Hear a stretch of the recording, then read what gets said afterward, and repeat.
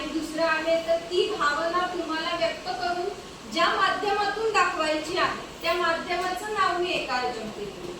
एक चिठ्ठी यातली उचलायची, एक चिठ्ठी यातली उचलायची.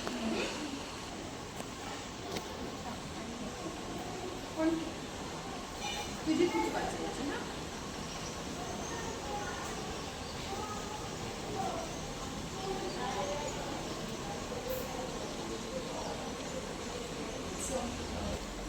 चेहऱ्यावरील हावभावातून तिला ही भावना व्यक्त करायची होती किळस, आणि तुम्ही बरोबर ओळखली.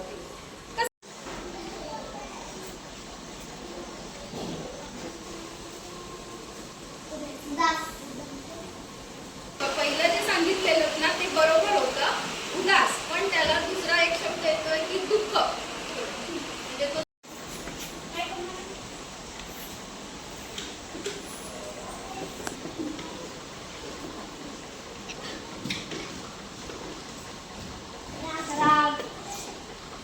इथून परत जा. चिडचिड, बरोबर आहे, चिडचिड. आणि तिच्यासाठी माध्यम होतं चालणे. चालण्यावरून तुम्हाला तो भावना ओळखायची होती, चिडचिड.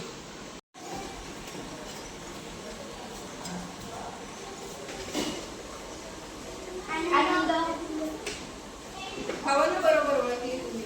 माध्यम काय होतं?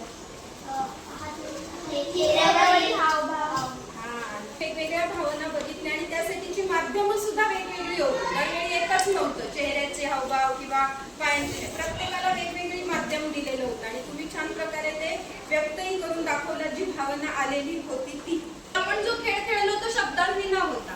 याची काय गरज आहे? शब्दांविना आपण मग सांगू नाही म्हणू शकतो ना. मला तेच म्हणायचंय की दुसऱ्याला समजायला पाहिजे, बरोबर. शब्दाविनाच का? करेक्ट. बऱ्याच वेळा असं होतं की बघा, आपल्या मनामध्ये वेगवेगळ्या भावना असतात, पण त्या प्रत्येक वेळी आपण समोरच्याला तेवढ्या चांगल्या प्रकारे शब्दामध्ये सांगू शकत नाही. बऱ्याच वेळा संकोच वाटतो, भीती वाटते, किंवा काही मुलांना बघा बोलून सगळं सांगता येत नाही. जसं की आमची आरी आहे, कमी बोलणारी आहे ना ती, होय की नाही, पण तिला व्यक्त होता येतं तिच्या शरीराच्या ठेवणीतून. बघा, आपण गाणं वगैरे लावलं, नृत्य करायचं की कशी खुलते कळी तिची, हो की नाही. म्हणजे तिच्या देहबोलीतून आपल्याला कळतं की तिला आवड आहे ह्या गोष्टीची. बस खाली. म्हणजेच प्रत्येक व्यक्तीला बघा आपल्या भावना शब्दांमध्ये सांगता येतातच असं नाही, आणि अशा वेळी आपल्याला उपयोगी पडतात ती ही माध्यमं. आपली शरीराची ठेवण, आपली देहबोली, आपले चेहऱ्यावरचे हावभाव, हातांच्या हालचाली, पायांच्या हालचाली, आणि त्याच्यातून आपण अशा वेगवेगळ्या भावना व्यक्त करू शकतो. आणि त्याला प्रत्येक वेळी शब्दांची गरज आहेच असं नाही. हे आपण खेळामधूनही शिकलो.